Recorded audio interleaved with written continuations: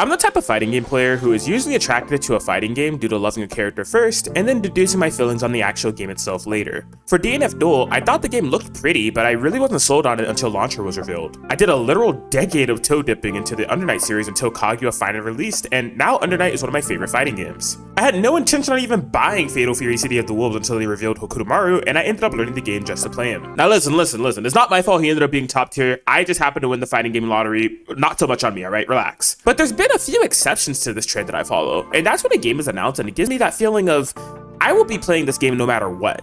For a lot of you, this may include games like Dragon Ball FighterZ or Marvel vs. Capcom 3. I'm talking about these larger-than-life titles that almost feel like dream games. For me though, that game was BlazBlue Cross Tag Battle. We got this huge anime tag fighter with a few solid IPs I respect and a developer who I grew to love in Arc System Works. I couldn't believe this was happening, but I was locked in. To be honest with you though, I haven't really felt this sensation for a game announcement since BB Tag. That's not to say that I haven't liked the game since BB Tag, it's just so much of my enjoyment since then has followed the character-driven mentality. I see a game, I parse minimal details about it, and begin looking for a character to see if I want to dive deeper from there. This approach changes now though, because Marvel Tokon Fighting Souls is a game announcement that blew my mind. I don't know how we entered the timeline where Arc System Works is making a Marvel title that has active switch elements, and Dr. Doom has a teleport, Star-Lord can do Dante's Rainstorm, and it's a freaking 4v4 game of all things.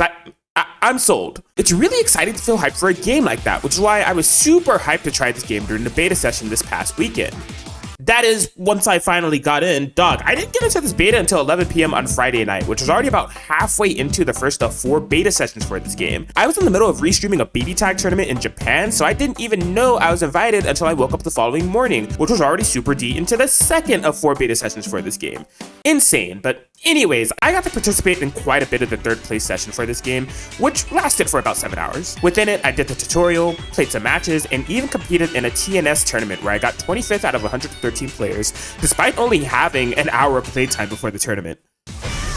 And that's going to end up being it. Kraken Atkins taking it 2-1 with a storm. So after giving the game a try, I have some thoughts. Now, if you're looking for a deep dive of some kind about the mechanics and how the game works and all that stuff, that's not really what I'm going to do here per se. I only participated in a small fraction of the beta, and it's day -200 or whatever, alright? I just want to yap a bit. This video is going to be a little bit less structured and more of just dumping initial feelings and impressions.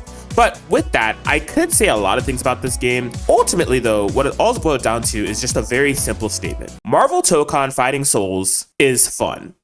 I know, groundbreaking developments here, but hear me out. This beta did not have a training mode. You could create a makeshift training mode environment by stalling out the tutorial time, but y'all know how that goes. You can only lap so much in that environment and your character choices are limited. You really only had the opportunity to net play and that's about it. So this forced you to basically learn the game on the fly, going purely based on what the tutorial gives you and what the command list tells you, which was my experience. Would I prefer if there was a training mode? Of course, but in a way, I really appreciated the learn by playing approach I was able to have with this game because it spoke to how pick up and play friendly this game is. There are, of course, Magic Series elements to this game, light, medium, heavy launcher, light, medium, heavy knockdown, and even from there, assist in a launcher or tag, yada yada. If you've played a tag fighter or even some anime fighters before, you know how this stuff works. Even with the base knowledge I had out of the gate, it was fun to just like try stuff.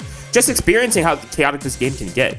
I played Storm for the entirety of this beta. We'll get to her a little bit later because I have some words to say about Storm. But anyways, having my foundation of learning being built around calling assists, or otherwise known as symbols in this game, to enable my neutral and figuring out all the nuances as I go was just so sick. But the assist structure of Marvel Tokon is actually where the game's subtle flexibility and accessibility is coming into play right off the bat. You have 3 assist slots at all times between shooter, assault, and vertical. These assist placements are mostly what you'd expect. The shooter shoots, the assault assaults, and the vertical verticals. It's an anti-air assist. So you can build a team with whoever you want in these assist placements and have a vague idea of what you're getting into. But that's where the depth comes in, because not all of these assists are created equally. For example, I initially had Captain America in my assault position, and well, I was underwhelmed. I think he has some type of parry assist. I couldn't really figure it out, so no worries. I just traded it out for Star-Lord, who has an assist that is a grenade. It's basically like Stryker's grenade cameo from MK1, which I used to main, so I was right at home with that. I called my shooter assist to gain space, I called my vertical assist to passively control airspace, and I call my assault assist to apply pressure. But another point of flexibility and accessibility that fits this game is how Marvel Tokon handles super assembles. The act of doing a super and tagging into another character to do their super. More common commonly known as DHCs. In every tag fighting game I've played before Tokon, there's always this element of team building that comes into play regarding how possible or optimal it is to link your supers into your partner's supers. You have to look for very specific styles of supers to make sure they efficiently link into each other so you're getting all hits of your animation, or just to make sure you're making contact at all. Not every super is built to link into each other by design. Now, I wouldn't venture as far to say that this is an issue with the tag genre. Sure, it does limit the potential partners you may want to piece together, but it's been this way for so long, I've come to accept it as normal at this point. Marvel Tokon challenges this norm with the super assemble mechanic in this game though. You see, when you link a super into another super in this game, the character will do a tracking strike first before going into their super animation. It doesn't matter what's going on. These are elements of the game you don't have to worry about when you pick up and play Marvel Tokon. But once again, there's depth to these supers. Not all Okizeme situations are created equally with these supers, so if you were to try to approach this game from a high-level setting of having 4 characters you're equipped to play at any time, you may opt to super assemble to a character that gives you a more favorable knockdown situation. I could also see the conscious ideology forming of tagging in a character intentionally that gives you a more favorable matchup spread or a more valuable toolkit of assists. I point these qualities of the game out just to say that Marvel Tokon is a fighting game that doesn't want you to have to worry about team building, at least when you're starting out. The game encourages you and allows you to just pick who you like and have fun without being gatekept by nuances you may not even fully understand yet. I think it's really smart game design, and I think it's what's going to attract a lot of people to this game. This game is so pretty, which it's an Arxis game, of course it is, and we can expect it to have a bunch of beloved Marvel characters on the roster beyond what we already have. People are going to want to try this game, but I think with the way Arxis has built this game out, people are going to have fun with it too, and not feel overwhelmed or bogged down by the weight of learning a tag fighter. Anyone can have access to a taste of chaos that this game provides. However, that's not to say that this game is the world's most watered down baby mode tag fighter of all time. I left this beta feeling like I was only scratching the surface, and this is where I'll talk about my main for this beta, Storm. Storm is incredible. She has a lot of the screen control elements you'd expect, including a whirlwind shot, some lightning strikes, and the tornado anti-air we saw in the launch trailer. But what really sends this character into another dimension entirely is her Tempest mechanic. By hitting the unique button with a direction, Storm is able to influence her movement, the opponent's movement, and her attacks a la Rachel Alucard from BlazBlue. My first matches with Storm didn't use much Tempest at all. I was really just trying to wrap my head around my specials and how the game plays and the movement and such. Which feels amazing, by the way. I really like the way that this game feels when it comes to mobility. It wasn't until a few hours in that I realized how crazy this character can be played. Her lightning strike is a big blast of lightning placed right in front of her, but you can use Tempest forward and make it basically a full screen poke. I was using this to preemptively punish assisted projectiles since Storm doesn't really have a beam of any kind. Speaking of beams though, yeah, Doom's shooter assist, that's my homie. Eventually, my neutral became composed of calling Doom assist, flying across the screen, forcing an opponent to block or get hit, and then running a mix-up if they blocked for some reason. I also messed around with doing Tiger Knee assist calls and implementing the same flight technique. I haven't covered this yet, but characters actually have different assists when you call them in the air as opposed to on the ground. These mostly seem to be air beam assists universally throughout the cast, or at least from what I messed with, so it's a way for me to still do my beam plus fly game plan even if beam was on cooldown. Marvel Tokon also has a very Dragon Ball FighterZ-esque 2H universal anti-air mechanic, except the one in this game feels massive. I couldn't believe the angles I was getting hit out of. Once I got more comfortable with flying though, I was strategically using Tempest to position myself just outside of anti-air ranges, and even doing a fast fall Tempest down to punish, which felt so impeccably satisfying. Oh yeah, and did I mention this character has a command grab?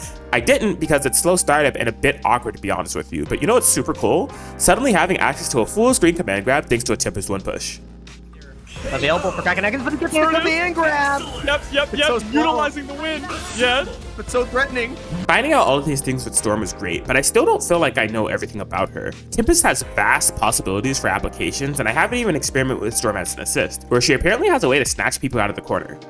Uh-oh. That's where I left off with this game. How am I going to play it when it fully releases? Am I going to maintain the ideology of let's enable Storm point to the highest degree possible and tailor 3 assists for her specifically?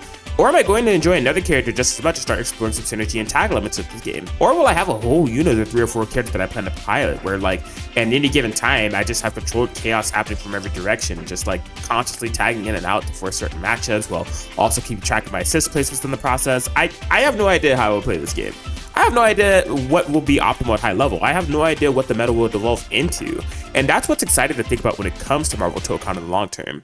But for now, all I can say is that I had so much fun. This YouTube channel has been a primarily BB Tag focused channel for the past year or so I feel obligated to say this next statement for my core audience. This game is not BB Tag. No game will ever be BB Tag, and this game is not trying to be BB Tag.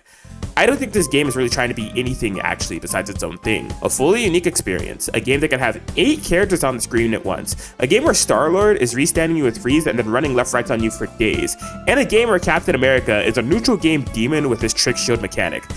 Seriously, I can't believe what they've done with Captain America in this game. He was really toxic to fight, but so freaking cool at the same time. Arc System Works really cooked with his design. Now we just wait for more characters and the eventual release date of Marvel Tokon Fighting Souls, but whenever that happens, I have that. I will be playing this game no matter what feeling. It's really exciting to just feel pure joy when playing a fighting game and wanting to play more from just the core fun level. With that, if I can get a message out there, let's put Luna Snow in the game, all right? All right, that's all. Bye.